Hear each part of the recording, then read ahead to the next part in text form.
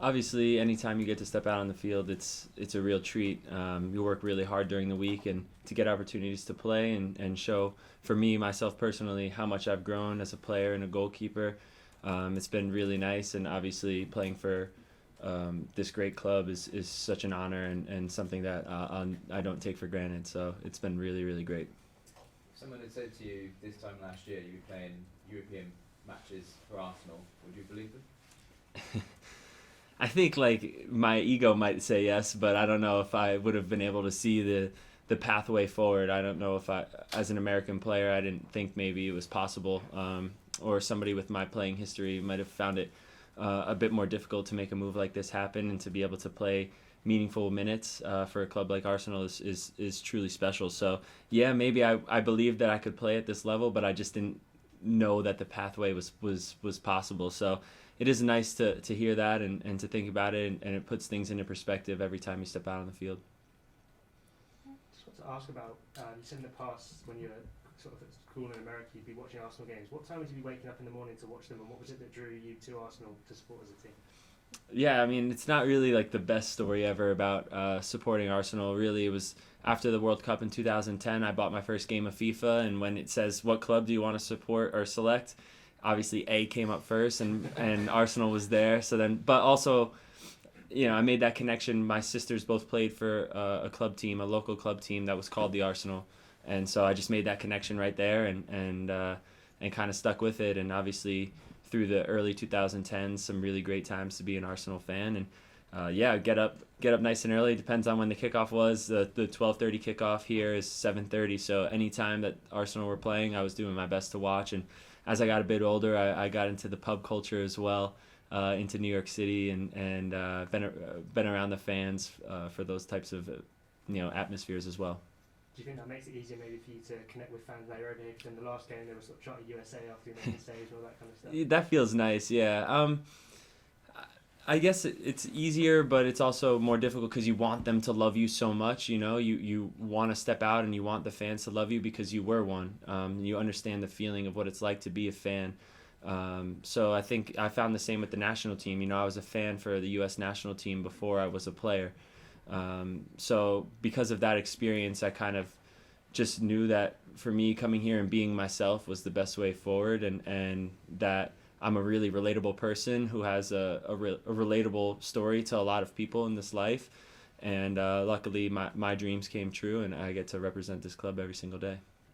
There's pictures of you celebrating the first goal against Bodo at the Emirates. Going pretty mad, celebrating that goal. I mean, that was your first appearance at the Emirates. You'd obviously played in Europe before that. Was that walking out at the Emirates with your backstory as a fan? Was that a really, really special moment for you? Absolutely, 100%. My dad actually got to come over from America for that game, and that's how I play. I wear my heart on my sleeve. I don't hide away from anything. If I mess up, I tell you. If I do well, I'll also. I usually don't like to say that I've done well, but I like to celebrate big moments. So.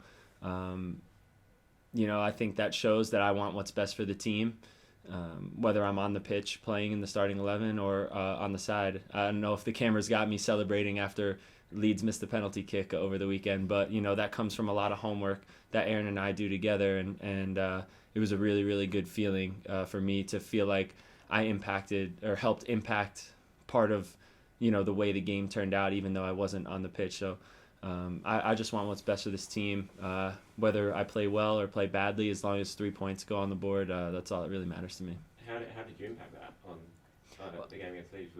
Yeah, just I'm saying, like, we sit there, we look through penalties, and we talk through them together. So yeah, maybe at the end of the day, it's Aaron's decision. He's the boss. He's in the moment. He's the one on the pitch. But there's conversations that are had behind the scenes, whether or not what we might think could happen, and yeah. What happened. Yeah, hi Matt. You've obviously not been playing Premier League football. I mean, do you think it's going to have an impact on your World Cup starting hopes for the USA and whether Greg Berhalter may go with Zach Steffen? Listen, I'm just focused on what I can control, and what I have before me are opportunities to play in Europe. For me, going out there, playing to the best of my ability, and letting my body of work over the last 12 months, 18 months, speak for itself. I've played 20 games for the national team in the last 2 years, and I think I'm in a good position to get to play at the World Cup. But at the end of the day, like I said about Arsenal, if Greg decides that that Zach is the way forward, or Ethan or Sean are the way forward, and he feels that those are the best ways that we're going to get results, I stand behind the decisions that he makes. I support him as a manager, and I'll play whatever my role is to the best of my ability to help us try to win. Obviously, I want to play, and I feel like I've done enough to prove that I can play at that level. But again, you can only control so much, and I feel like I've done well with the things I can. Does Greg have any reservations though about your lack of game time? I don't think so. I mean, when I was playing week in and week out in MLS, it didn't impact my playing time in a positive way. So for me, being here, I literally was benched one game during World Cup qualifying, and the message was, playing week in and week out in MLS wasn't enough. So I'm here chasing whatever more is, and I'm training at a really high level. I'm challenging myself in areas that I need to be challenged. Playing under a fantastic coach who holds me to a high standard and believes in me, and that feels really nice. And yeah, I'm just doing everything I can. I go out there, I compete. Like I said, I wear my heart on my sleeve. I'm an open book for you guys, and I'm really going for it. And how much do you want to be at the World Cup and taking on England quite soon? Yeah, it would be great. Obviously, coming over here, being American, being at this club with a couple of the England international guys, we already had some banter about it. So I'm really looking forward to it. And also, I think it would allow me to really, really settle into the English way of life in some ways, understanding the people, and people sort of understanding me a little bit, and just having that. It's kind of like a special thing to play each other at a World Cup, and it's just like the peak of your career. So to have shared that with a country that I'm new to living in and getting accustomed to would be really special. Thanks. We've seen, Matt, from the way that Arteta has asked Aaron to play, that he wants his keepers to have the ball at their feet a lot. Is he asking the same from you, or has he said for you to have your own style when you're in goal? No, the expectation is pretty clear for the model that we want to play. And that's something that took a bit of a learning curve when I first got here. But I think I've done better, and I think that's kind of been the MO of my whole career, is that I have this tremendous capacity to learn. I'm not the same goalkeeper I was 6 months ago, 12 months ago, 18 months ago. I'm always learning, I'm always growing. I'm trying to, adapt to the demands of the modern game, just like most people, who are my age, where maybe when we were 22, 23, 24, that's when things really started changing for goalkeepers. And like I said, the demands have changed in general. So, you got to adapt, and you got to be able to learn new tricks. And I don't think that I would be here if they didn't believe in my ability to learn. And on those meaningful minutes you spoke about, were you given guarantees in the summer about the amount of game time you get, what starts you get? Absolutely not. No, there's no guarantees in this game. It's all about how you train, the trust that you earn from the manager, from the players around you, and then when you get the opportunities to play, how you do with those minutes. So I wasn't given any guarantees, no specific clarities on my role, just that everything's open. You come, you show up, you work hard, and anything can happen. So for me, it was a risk, obviously, going from being a shoe-in starter week in and week out to go to a place where it wasn't looking likely that I would come in and be a starter or get consistent playing time. But I felt like it was a necessary risk that I had to take. I always wanted to challenge myself at the highest level possible. And I think I'm here right now, and I'm playing at a great football club. Matt, having come over here ahead of the World Cup and seeing the England regulars up close on a more regular basis, has that changed your sort of confidence for facing them in the World Cup? Are you more or less confident?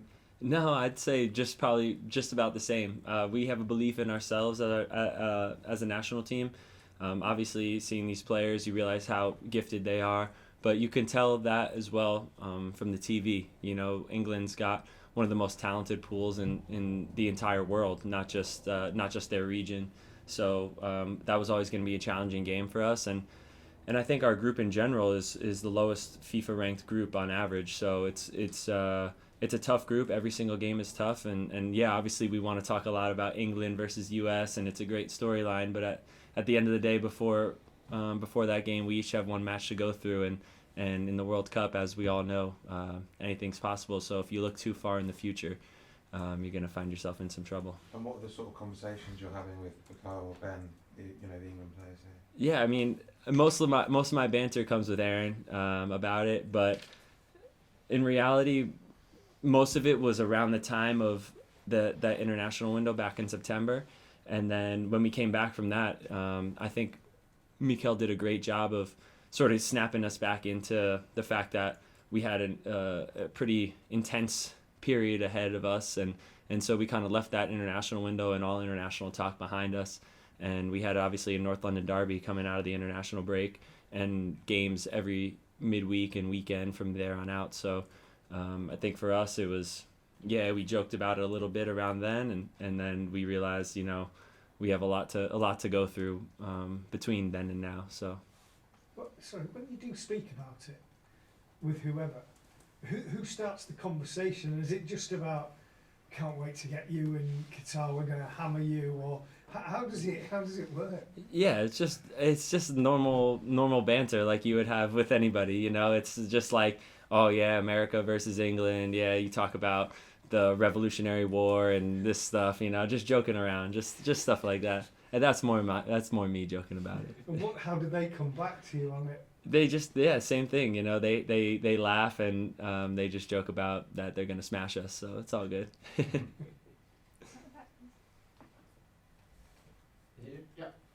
I'm Emil from Dutch Media.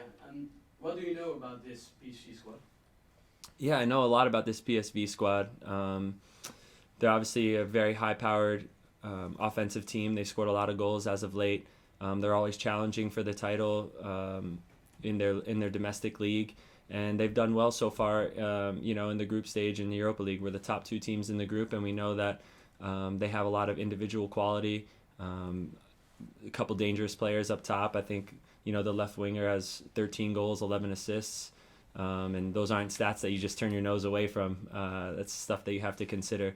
It's going to be, we expect a physical game from a very, very good team, and we know that we're going to have to be on it if we want to take all 3 points. Yeah. What do you know about those star players of PSV? Yeah, just exactly that. We know that they have a lot of quality, a bit of a chip on their shoulder as well, in a good way. They have a good swagger and aura about the team in general. So we know that they're dangerous if we give them too much, that they can make us pay. So I think for us it's important to start the game well and, not take any moment in the game for granted.